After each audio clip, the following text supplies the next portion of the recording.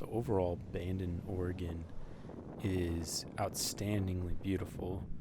Um, the beach camping in particular drew me to the area because there's actually not a ton of places where you can drive on the beach on the West Coast. Like in California, there's Pismo Beach, but there's not a ton of good spots to camp, especially free camping. Um, but in Bandon, Oregon, as well as other parts of the Oregon coast, but specifically Bandon area, there's some really good holes where you can post up on the beach and spend the night or the day. And it's not like there's tons to do if you're not if you don't have a thick wetsuit or something to get in the water. But there's really good mountain biking in the area. Specifically, the Whiskey Run Beach is a good spot. I won't show you specifically where there's some good camping around there, but there is some very good beach camping around there, as well as some forested areas that I'll get to in a moment. But there's also a spectacular mountain bike trail, or I guess a park, I guess you could call it, where they made these very, very professionally done mountain bike trails that are specifically for mountain biking, which is pretty rare and very fun. As for the mountain camping, I call it, as opposed to the beach camping, there are huge forests that have very few homes in them, and I'm not going to show you specific ones, but just look at a map and see where there's big tracts of forest. And in those forests, there are lots and lots of forested areas with these kind of four-wheel drive trails. A lot of them you can get into with two-wheel drive, no sweat. But the majority of them are blocked at the road access to keep people out of them, as it's all private land, I suppose. And but here and there's one that won't be blocked off, and you can go back in there and get off the road. And it turns out to be really good camping.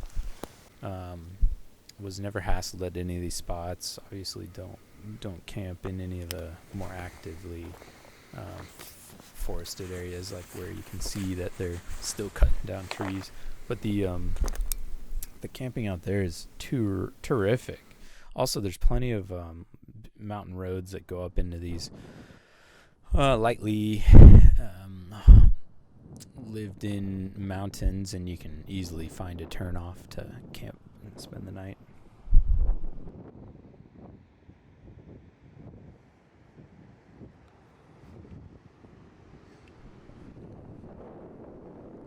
As for Bandon City itself, it's nice to go in and get groceries and maybe have some seafood. I know you can stay in one grocery store. I'm forgetting the name right now, but you can ask anybody which one that is. It's one of, I think, two. And in general, I probably wouldn't want to try staying at any of the parks or kind of beach parking, because they definitely have a active police population, and I think you'd get rousted pretty easily. But it's a nice little town to stop in and get replenished on supplies.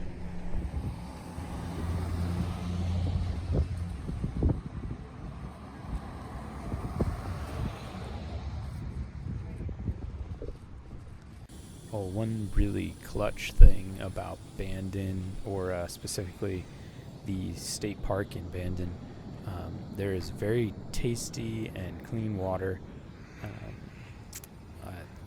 at spigots throughout the park. You just have to drive around and look for one, and you can refill your water tanks pretty easily there. Overall, the Bandon area is absolutely spectacular. There's plenty of free campsites that you can find, as well as very nice paid campsites in some of the state parks. I think they're roughly $30 a night. I can't say that I've stayed in one, as there's too many good options for free boondocking in the area. Come check it out. It is very spectacular. I think it's one of the most beautiful places in the United States. Right now it's 90 plus inland from here, and it's a cool 60 degrees on the coast, so it's also a really nice retreat in summertime. Thanks for watching. I don't really care if you like or subscribe, but feel free. I think I'm going to be making a few more of these videos, mostly as a documentation of my travels for myself, but I figure some people would like to see what it's like to camp and boondock in some of these fun parts of the U.S. Thanks a lot.